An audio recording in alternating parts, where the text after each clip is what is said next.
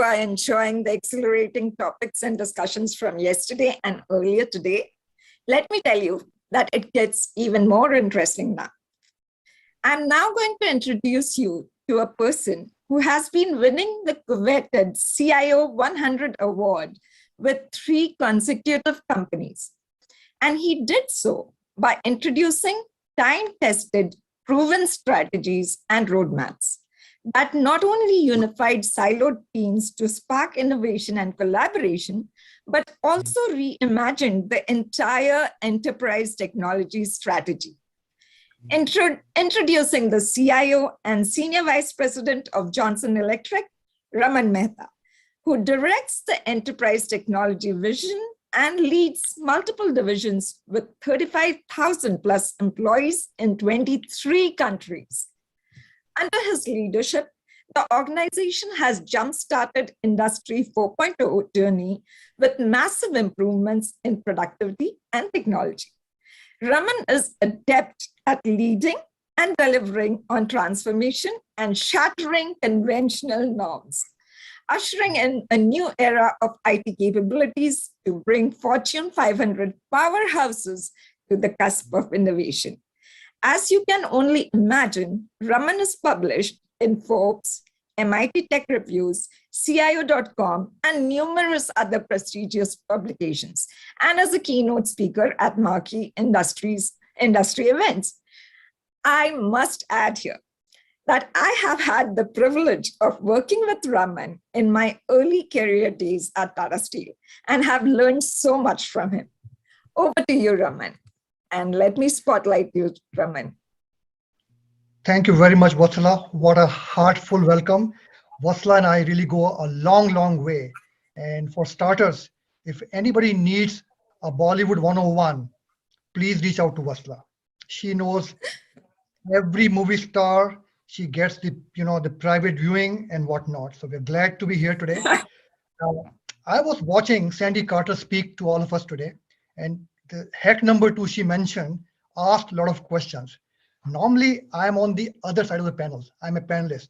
Today is my day. So Soma, JP, and Karuna, I will be asking a lot of questions. And I can tell you people, I've known Soma, Karuna, and JP for a long, long time.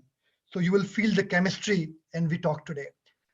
One thing I know for sure, all 3 of them are very, very hands-on. So you would hear some of the proven war stories, what has been their career growth. We'll keep it very, very fluid. So I want everybody today to walk out with at least one learning. If you are a student, see what are the new technology trends that we as executives watching, so you can adapt your coursework to that. If you're a new entry IT person, you can see the importance of aligning technology with business. Knowing Python, knowing AI, machine learning models is not enough. You got to know the business context. And if you're a seasoned executive, I'm sure JP and Soma can throw a lot of light on what their journey has been. What have they done outside their day-to-day job? How they have contributed to the community. And I think there'll be some lot of good learnings here. So before we go in detail, let me have the pleasure of first introducing my friend Karuna Annavajjala. Karuna and I actually attended the Ross School of Business together. As you can imagine, having full-time jobs and families, and at that late in our careers, we made that bet. So she was a great source of inspiration for us. The way she has progressed her career, I think it's a testimony how you can take things with determination. Right now, she is a CIO at Silicon Labs. Before that, she was the leading CIO for the corporate services at AIG, sorry. And in fact, there the portfolio, when I discussed with her, was so vast, looking at the legal services, HR, digital marketing, unbelievable portfolio. And before that, she was an executive director at TIAA. So one thing that jumps out, how she has been able to move from industry to industry and still kind of laying out a very good career path. Second thing, she is very passionate about STEM and women in technology. Her education, she's a computer science major, master's with University of West Virginia. Very passionate working with nonprofits. I will let her describe more when we go along. So Karuna, why don't you take a couple of minutes, describe the transformation points in your career journey. Please don't be modest. I know you've done last 10 years have been very steady growth for you. Let people learn what's the playbook. And then if you can talk about what's the current role of IT in terms of our reach in the post-COVID world. Then I'll come to Soma and JP. Sure. Thank you, Raman. Can everyone hear me okay? Yes. Awesome. So good morning, good afternoon, good evening. I know there are attendees here from all over the globe, so very excited to be part of this panel. And thank you, Raman, for very gracious introduction. I will say the journey... introduction people know me tape coming. Somebody needs to go on mute, please. So the journey to becoming an executive in the corporate world, different people have different paths. Some straight up, some meander through, some go up and down, and mine is a combination of all, like many of our journeys probably are. So I think the turning points that led me to where I am right now are primarily, I have to say, the first big step was becoming a people manager and knowing that I have the ability and passion to build teams in addition to delivering technology. The next big pivot point, I would say, was business school, where you and I, Raman, had an opportunity to spend 2 years working on projects, late night team calls, and literally had no life outside of MBA, it feels like. But such a rewarding experience to be around smart people and come to the realization that it's not just about people who are above you and below you, but people who are around you. You truly have a circle of influence, a sphere of support. All you have to do is lean in and ask. And tremendous resources, support, and help comes your way to enable you to be what you want to be, to find resources, ask questions, get leads, and just be a thought partner for you. And then I think it's a matter of, as I progressed in my career, I think a big driving force was look for opportunities where there is a lot of ambiguity, where there is a lot of figuring out to be done, and find ways of getting involved with efforts where things aren't all cut and dry, where things need a lot of sorting out and figuring out, and where solutions are not easy, because that is where the real challenging work comes. That is where you get to truly apply a variety of skills, not just on the engineering side, but on communications, influence, building business cases. All of that comes together. And I think that has led me through my career, and I have truly looked for opportunities where I get to do a variety of things, where I get to be part of really smart teams. And so here I am in a new role. So I took this role just over a year ago. And it truly is new in many senses of the word, because I joined the company during COVID. I did not meet anybody from the team face to face for an entire year of my job. And this is the first time I'm switching into a solution and product-based company, which is in the semiconductor space, because majority of my career in the past had been in financial services and insurance sector. So that's a quick blurb on my career journey as such. Along the way, no matter what level you are, no matter what your qualifications are, everyone has skills to contribute. Everyone can make a difference.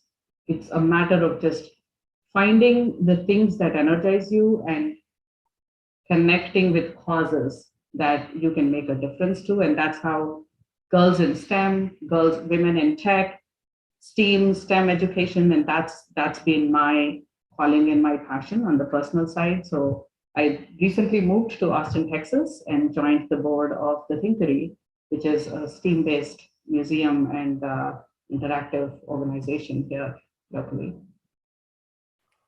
Wonderful, Karuna, this is great. In fact, I love the word you said, go after the ambiguity. I think this is the time, this is the world we live in. Let me move to my friend JP. JP and I met first time, I believe, 10 years back in one of the CIO 100 conferences, and we instant hit it. And I have to admit, JP is a sounding board for quite a few of us. when we get stuck with something, we talk to JP. He actually has a very wide perspective around the industry. He's right now the Chief Digital and Technology Officer at Sunbelt Rentals. It's a very mature industry, and I'd like to kind of learn from him today as to where are the innovations happening in that industry. And the way we talked about, I think there is no stopping on where he's taking the company. JP is also very involved at Rutgers. In fact, he developed some of the continuing adult programs for education. And in fact, he had invited me 3-4 years back for one of the panels. And I was amazed as to how quickly he put that panel an all-day event where a lot of alumni showed up. So kudos to you, JP. JP is also very deeply involved with private equity. So he's seen the corporate world, he's seen the stress of the PE, and one thing that really impresses me about JP is how he has been able to work with some of the founders. In noteworthy, Dhruva, which is one of the business continuity platforms. I'll let JP give us some more ideas about that. And also, what else is going on, JP? Just tell us your career journey and what's the exciting things going on at Sunbelt Rental now.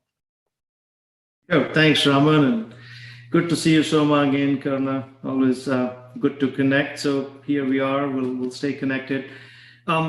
Yeah, it's been an amazing, humble journey. You go back to, I think we all have similar starting points in our careers. You know, we all went undergrad, doing some engineering school somewhere, and God knows we all had the question to say, what the heck is going to come next, right? You graduate and then what, right? So I think the ambiguity and that gray area was always there, but then that's the opportunity at hand, right? I mean, Karuna said it right. The gray is the opportunity, and you just have to look at the opportunity versus the challenge equation. So here we are. I think I graduated back in 94, 95. I worked in India for a couple of years, and then 2000 I moved to the United States. Started with more of a professional services, architecture, engineering, construction side, public setting. Took the brand through a lot of M&A activity to getting it to a point where we, brought the brand to a private equity firm again for growth and commercialization. Then I exited about 2.5 years ago at a good note. Company was ready for the next step, mostly a PE to PE transaction, which actually closed on December 20th of last year. So good outcome there. But I joined another private equity firm. I went from New Mountain Capital to Sun Capital Partners and helped them really get one of their recent acquisitions into what we call prep the bride and the PE business, right? Build the valuation, clean things up, get it ready. And we got that transaction done. And then that's how I ended up at Sunbelt Rentals. I can relate to Karuna. I started June 19th of last year, right in the middle of everything. I think we went down into a shutdown mode on March 18th, if I recall, across the states. It's been a phenomenal journey. I probably know 5% of my team.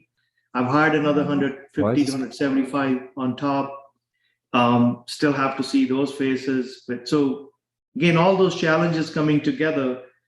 I think Sunbelt, if you look at this brand, we are the second largest brand globally for equipment rental. So everything from your hand tools to the largest machine you could look at. And as it is with cars, when you're not in the market to buy a car, you don't see a brand. And when you hone in on one, then you see it every other car on the road. So look for that Sunbelt green, as we call it. We all bleed green. That means that's a brand. So second largest, 3 primary countries: US, Canada, and UK, and then some presence in European countries. Revenue-wise, about $7+ billion, which is a good scale. The next, top player is about 9.5, but market cap-wise, we're at $36+ billion. We are leading the market cap, from that point of view. Numbers are public, so profitability about 50+%. So what that really tells you is the business was always healthy. Business was always successful. So you come in right in the middle of pandemic, and Raman, that ties to your question in a long-winded way is, what's your role? how are you going to, help, and what's the mission at hand? So we chose to really take a very, industry-leading technology platform, from being a leader, and then with the very aspirational ambition to say, let's, advance technology in a way that we can transform the business end to end. So everything from omni-channel e-commerce, which is, a non-existent, phenomena for a blue-collar business, from an app.com to, lockers, and transforming your point of sale at your brick and mortar, call it curb and counter, to pricing, which is very crucial. So not just pricing, but dynamic pricing, where you can leverage lots of factors like, even down to permitting and planning data from cities. To a complete supply chain. Sunbelt happens to be the 14th largest fleet operator in the United States. I didn't know that fact until I arrived on scene. So just think of the ESG footprint, just the E of the ESG, how many miles we drive, and the fuel we burn.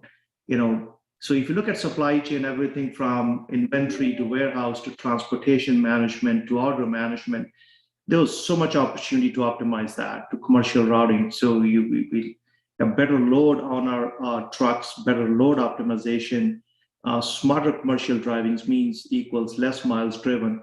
Again, all that coming together, what we did is we are on about an 18-month advance on where we started. I started about 20 months ago. And with a 24-month roadmap on starting to deliver really the product-centric mindset. And that transformation is still underway because it's mostly cultural. But as those goods land, the next challenge would be how do you operationalize those and start to monetize the outcome. So we'll talk more as we go through this, but I'm curious to hear, what Soma has to share with us, because I know he's been onto something intriguing himself. Yeah, Soma has been on a journey, man. So let me come to Soma. First, let me give his educational background. He is a Black Belt 6 Sigma certified. He's got a PMP under his belt. He's done a certification course from the Chicago School from Booth. And on top of that, this guy is a PhD from University of Windsor in numerical mathematics. Dude, you're overqualified. You've done fantastic for, and right now, Soma is a CIO and Senior VP at Cooper Standard. Very diversified company. In fact, I thought of Cooper more as an automotive, but I was surprised talking to Soma that they are into, high, very deep material management expertise. They do a lot of work with automotive. And Soma has a absolutely fantastic background. He worked at IXS before that, which I believe was a PE-backed company. He worked at Masco and a lot of tier 1 suppliers. And actually he worked at Oracle as well. So we have that another thing in common apart from being from Detroit. And he also took a stint as an educator. So I'm very impressed with your background, Soma. So please tell us your journey and what is the expectation that your CEO has from IT? Let's start from those two pivot questions. Thank you, Raman. It seems a great story. Good to hear from the fellow panelists here. It's always inspiring, but I think if the audience is not getting the vibe in this, that's a very healthy respect across with each one of us, right? Not just because of what we have done or what we are doing, but also as human beings, right? There's a lot we give to each other, we ask, we bounce off. I think that's a very core area I see as a success factor is you have to build your ecosystem.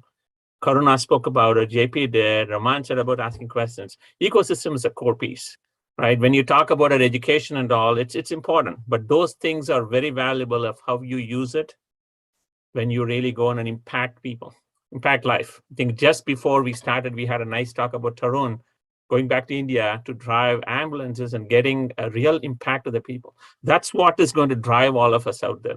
Cooper Standard does a lot of things about impacting people, right? As Raman said, I took a stint for 8 months, I call a sabbatical out to IXS in a private equity firm, really helping them to redo their IT completely, right? 8 months is short enough, but there are advantages of being in a private equity firm. You can go move real fast, right? You could get a lot of things done on that. But when I came back, one of the reasons was the fact that it's a very human-based company. It touches and tries to make impact to the lives of it. So as a culture, I'll give an example. When COVID hit, we all talk about COVID. And the joke I have is COVID is the chief transformation officer of any company today, because it has accelerated transformation like nobody else did, right? We are a company, Cooper Standard has been there for a long time. Automotive has been there for a long time. So change is not easy in big companies and for companies which are been there for a long time. So, but COVID has really helped us, right? When we said, let's do remote, oh, you're a manufacturing company, remote doesn't work. Well, we could do remote. I'll give an example. Right during the COVID time, we did an 80-site SAP S/4HANA implementation, right? 80 sites globally, China, Australia, Europe, right? Nobody went to any of the sites, completely remote. How was that possible in right at the peak of 2021? So these things are all very possible. 2020, sorry, right? In 2020, when we started this journey of having that. So these things are possible if we all put it together, and code helps us, right? The path of possibility has been opened up. We're going to continue on the journey. Talking about IT, one of the things I think Raman talked about, what does a CEO think about IT as an organization, right? IT as a delivery. It's easy for anybody to think IT as a cost center. Technology is a cost center. Those days are pretty much gone today. Technology is very much a business partner. When we go and sit in the executive leadership teams, one of the core things we go in with is we don't come in as an IT leader. You come in as a business leader. That's a very, very core thing you come in. I don't sit in and say that, oh, this is the technology, this is my cybersecurity, this is the systems I bring in, this is a network. All those things are fine, but keep it outside. When you come in and do that, you are talking about how do I increase revenue? How do I decrease my costs on this? How do I impact people? How do I do sustainable? How do I do it ethically well? These are the real questions we continuously ask for and look at the performance. So and also the important piece is, Raman talked about my background. It's only useful if you use it, right? When we did numerical mathematics 25, 30 years ago, today, computational mathematics is quite different, right? At that time, we did not expect that this is going to be impacting every aspect of our life, right? And that piece is happening today with data. Data is such a core thing. We are so much beautifully placed to start pulling data out. It was very interesting to hear about the Web3 or a W3 piece of that where we spoke about blockchain.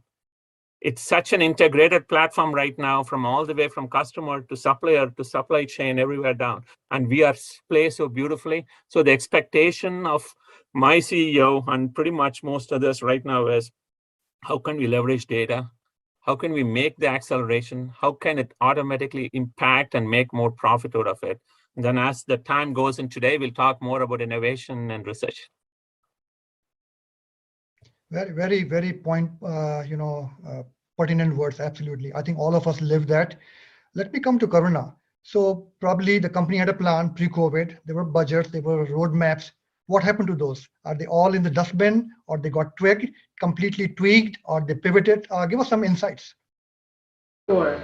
So given COVID, yes, it upended our world, everybody's world, I think, in a variety of ways. And maybe a range of pivoting happened, some areas more, some areas less.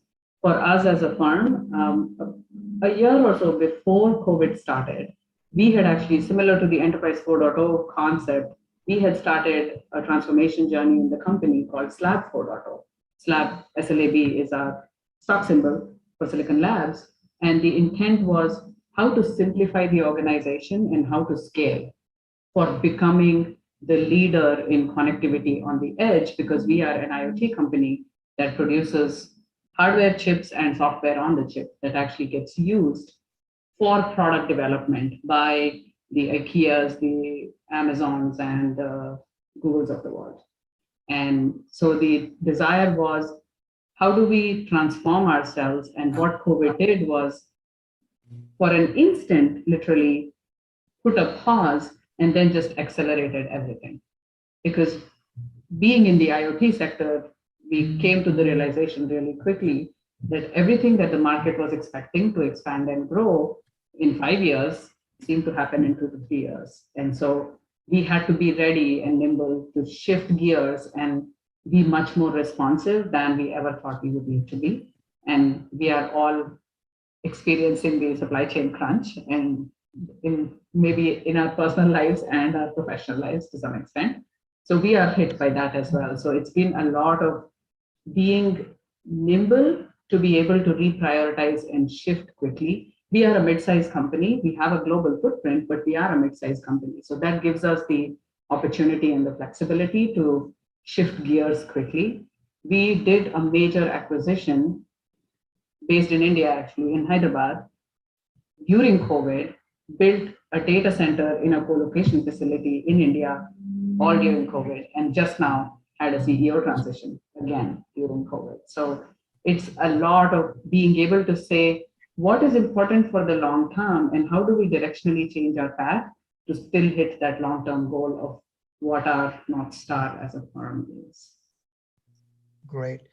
So JP, when we talk about IT-led or IT-enabled product innovations, everybody understands the product and services part of it, but you are heavily involved in a customer's experience, the CX, as a major driver. How does it tie as a competitive advantage? Can you give us some real insights, some war stories, how the investment is coming, the partner ecosystem? Sure. That's a good question, Raman. When we focus on positive impacts on our customers, listen, the positive business outcomes are just natural to follow. So, we invested heavily in a digital design and experience organization to really hone in on every touch point that our customers have with them. And let's not forget our employees, because if you're raising the bar in the marketplace on serving the customers better, and we don't have our own employees empowered to deliver, on the same experience, then that's mostly where the formula breaks. So we took a holistic look. So, everything from launching an app, to now a redesigned website coming through, there's a very high degree of, healthy balancing between the art versus the science of what the experiences are going to be, down to breaking down things into personification. So every persona, from a homeowner like Raman, who's bored over the weekend and wants to, go do some projects, to a light contractor, to an institutional client like the Amazons or the Microsofts or the Googles. We serve them all. What's the persona? What does it matter? What's in it for me? And then more importantly, a cohesive ecosystem on the inside to deliver on the promise. That means each one of our internal personas, an outside sales rep, right down to a technician in a yard, to somebody standing, what we call ERS, equipment rental specialist, at the counter, to somebody getting a call in our customer success group, whether it's a customer saying, hey, my machine is not starting, maybe didn't have enough caffeine for the day, but then we got to still understand proactively. So I think we had a heavy investment in IoT, but we didn't have any real thing tied to an outcome. Every single asset, think of 13 to $14 billion worth of assets we own that we put in the market every day. But even though everything was lit up, there was a lot of noise coming through. But then what about how do we raise the signal at the end of the day? So when somebody calls to say my machine is not starting, can we tell them to say, hey, yeah, shame on us, you have an empty fuel tank. Maybe let's put some fuel in there, right? So right down. So we took a step back. We said, okay, let's build a business looking 10 years out and work it backwards, and not simply put a shot in the arm just to get to the next level of revenue. So I think not forgetting about employee ecosystem, empowering your marketplace, and then truly bringing in elements like take your intellectual property that's very successful, 20 years worth of intellectual property. That's how we innovated the marketplace, all homegrown assets. So the humble question we had to ask ourselves is, what got us here? Will it get us to the next level? Can we do entrepreneurism at scale? Right? I think those are some of the humble questions we had to ask. The answer was pretty obvious, to say, yes, we have a lot of intellectual property that we are proud of. We are a successful firm. But if we don't take an end-to-end comprehensive approach on this digital business transformation, hence where digital comes in, again, tech becomes your best, call it, the tool in toolbox or the weapon in the arsenal.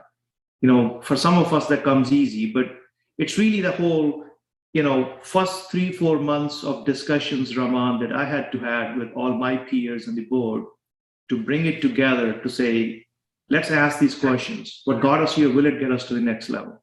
Can we truly maintain that entrepreneurial spirit, but do it at scale? So the answer was obvious. Hence, we then decided, okay, what do we need to do? And then the next thing is, I live with these analogies, you know me, the mind doesn't know what the eye doesn't see. So the next thing I had to solve for was engage them in this journey to say, day in the life of. Now let's walk you through with these personas to say, if we address these personas in a certain way, how is it impacting the bottom line in terms of efficiency gain? I'll give you a few examples quick. How is it going to strengthen our ability on the top line? Or more importantly, how are we going to open some new channels, in terms of business? Hence, we came up with a complete omni-channel, for e-commerce. That's a $70 million P&L today. By the way, it sits in digital and tech now. So to Soma's point earlier, you can't just be a cost center. You have to have a revenue arm. That has a good runway for up to $500 million worth of P&L right there. Right. So I think that becomes important. But then a few important aspects. So we were talking about, when an asset, so out of $13 billion assets on any given day, 20% of them are not rent ready. The definition of rent ready is it's the equivalent of a hotel room. If you can't, rent that hotel room for the night, that's perishable inventory. We all know that. We all, went to, the business school, and that was a very obvious example. So the perishable revenue, perishable inventory, the concept comes to play.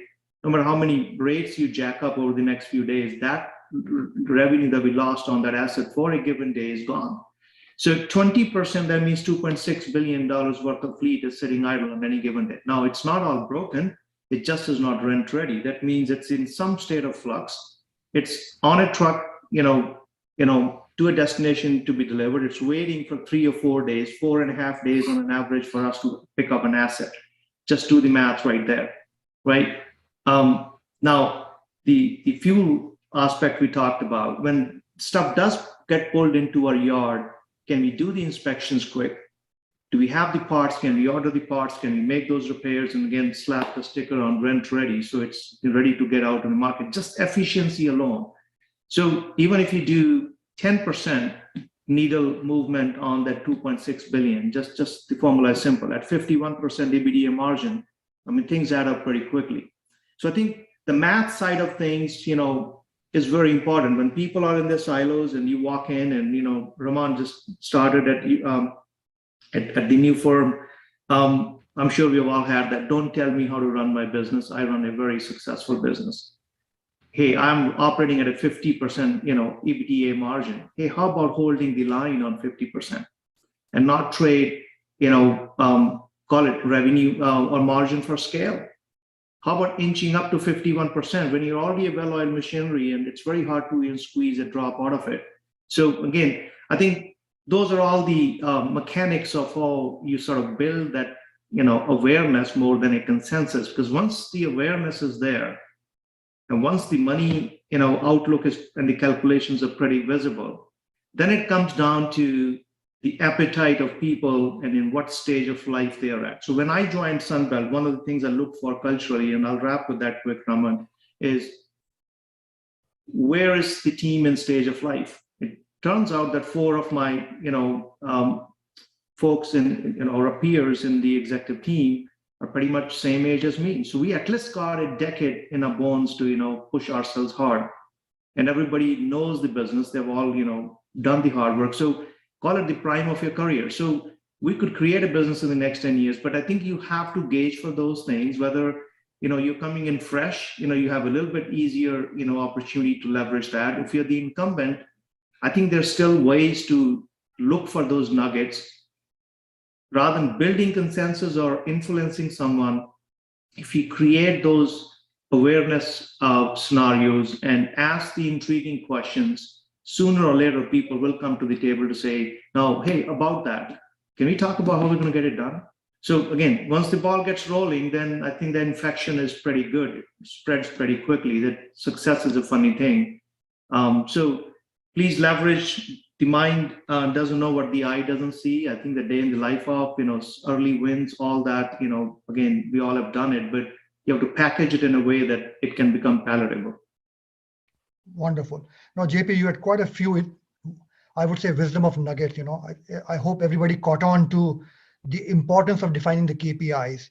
And to Soma's earlier point, it's no more a cost game. It's all about the value. So Soma, let me come to you. You and I are living the supply chain, what I call the triple whammy. There's COVID, there's a container shortage, and the semiconductors are hard to find. What some of the new techniques have you used to compress the information availability at the right time? Give us some insights into disparate ERP systems, part number that don't match, and just it takes so much time going to spreadsheets to get that information. What have you done? Great startup here, Raman. I think JP, good insights about how do we transform, right? I think JP gave a very good example saying transformation starts at the very discipline, right? Success is not just thing which happens as an accident. Repeated successes never are, right? It just has to come with hard work and the right attitude and also a relentless focus. And supply chain issues, the triple whammy, and the fourth one coming up hard at us is a labor shortage. I mean, across the board, we are having that coming in right now, right? So in all these areas, how do we manage and how are we placed in technology, right? How can technology help? Every day we go in with that goal, right? How can we help the organization, our customers, our vendors, right? It's a lot of people don't think about vendors. Vendors, employees, and customers have to come into the mind as leaders, right? To a great question about specifically supply chain. What are the examples we can give, right? So labor shortage is there. There is huge material shortage. Material prices are going up, right? Now, all these things are happening at the same time. How can we help? One of the things we did is go back to leverage on what our core strengths are.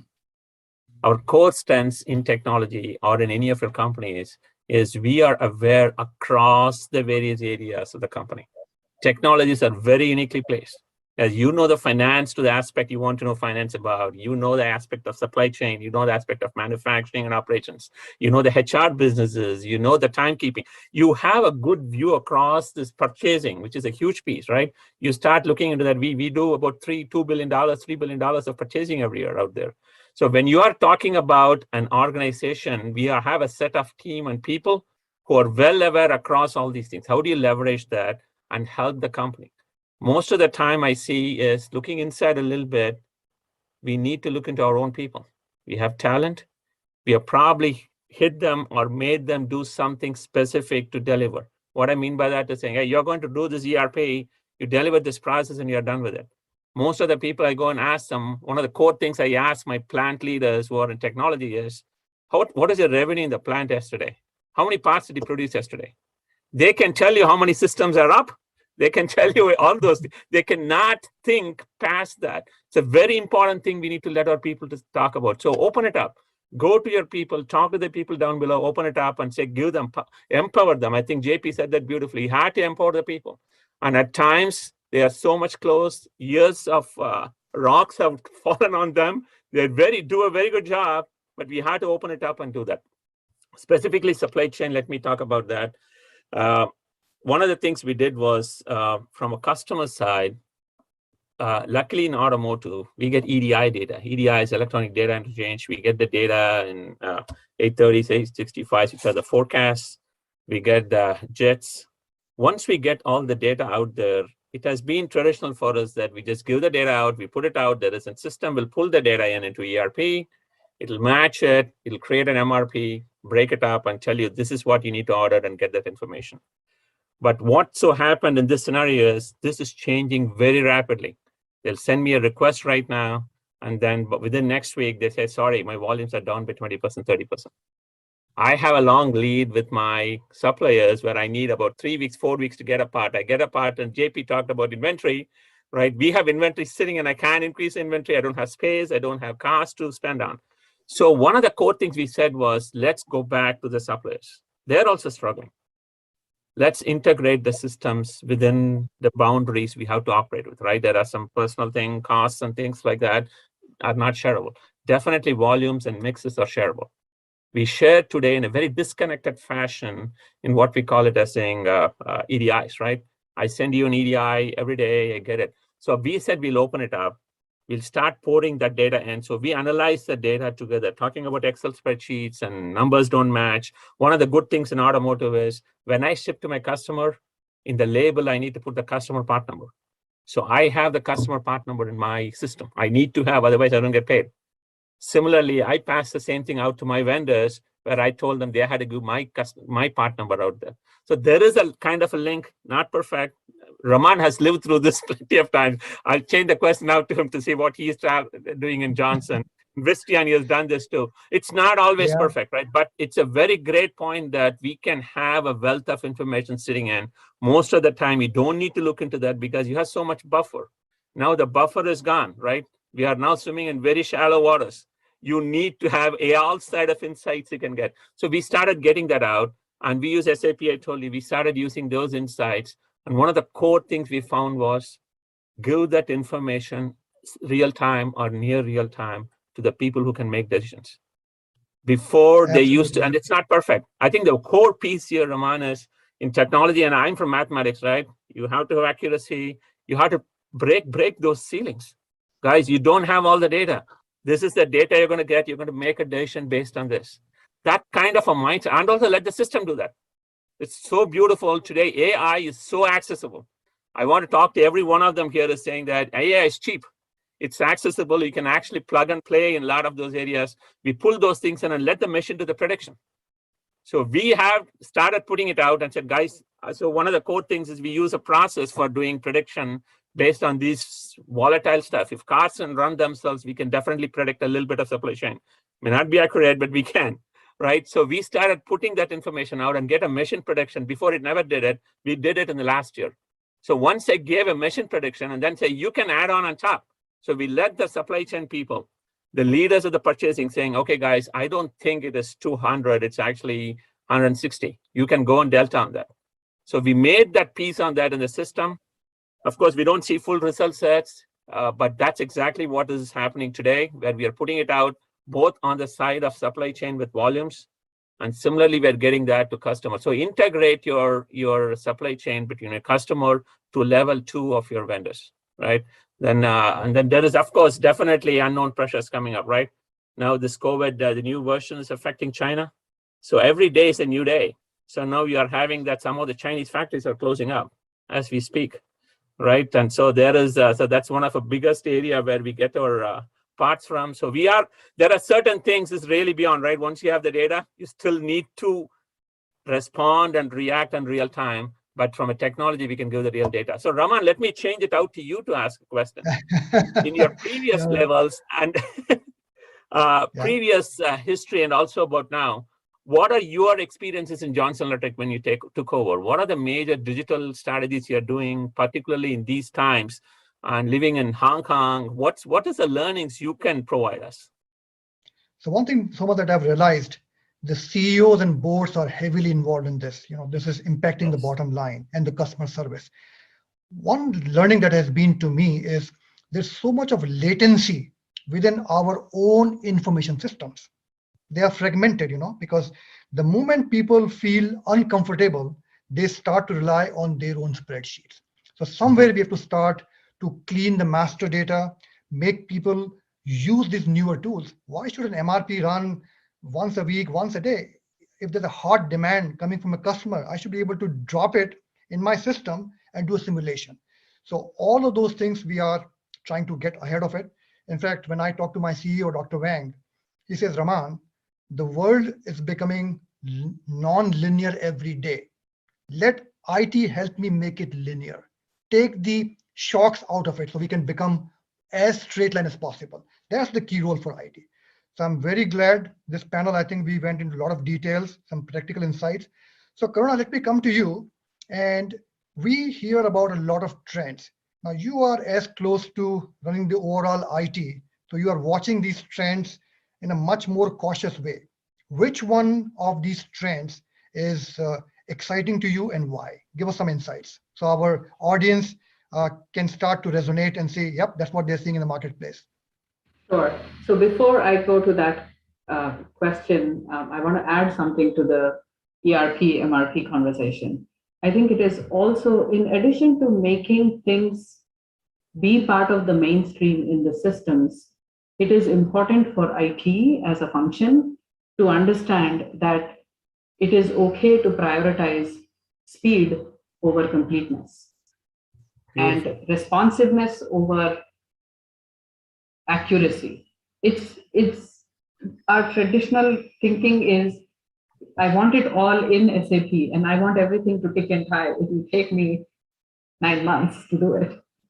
Well, the business is like buried and dying every day trying to respond to the craziness in the market and with the suppliers. And so we need to find ways of just, if you can't have it all in one system quickly enough, create bridges across multiple systems. And as long as the bridges are understandable and navigatable by the business users, IT is still adding value. It may not be the utopian end state solution, but perfection is not what anybody is going for right now.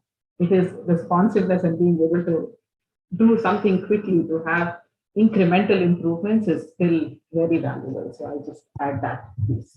Coming to the trends, I think a big part is for us, of course, being in IoT, we see IoT growth and smart anything being the next big wave. In consumer, in health, in home services, in industrial, in commercial usage. So we have 2 business units that we operate under: industrial and commercial, and home and life. And we see it in direct-to-consumer products like your Alexa box or your Fire TV box, and we see it in commercial and industrial like smart meters that power companies around the world are starting to move to. So IoT in every edge device and having smart capabilities is just going to continue to be a major trend. That only means we, as the providers of those solutions, have an opportunity to say, how do we make use of all the smartness that is now available to us to do something meaningful with it and help the product be designed better, be more effective, be more sustainable, and things of that sort. The other big thing that we are definitely seeing is security is bubbling up to become the mainstream. It is no longer something on the side that organizations and corporations have to care about because the regulators will ask for it, or because you want to somehow just do the bare minimum to mitigate risk. It is about how to incorporate security into the mainstream so the company can scale inside out, and then outside in, how do you embed it into your products so that it actually becomes part of your competitive advantage. So Silicon Labs, because we are in the IoT space, we are very focused, and last couple of years we have invested heavily on the security side in the product areas to try to say we want to be the first to market to provide certifiable products and chips that can be used in environments and products where security is the most important factor. Wonderful. I think you hit both the trends, IoT with inbuilt security. Otherwise, we are seeing what's happening with the Log4j. We are seeing with the, last year on the big supply chain attack that happened, SolarWinds. So absolutely super important. We've got another 5 minutes. I would encourage people to ask questions. And I would also say the participants, the audience, please reach out to this panel, follow their journey. I think that's the true benefit of these conferences, how you can learn and really expand your learnings.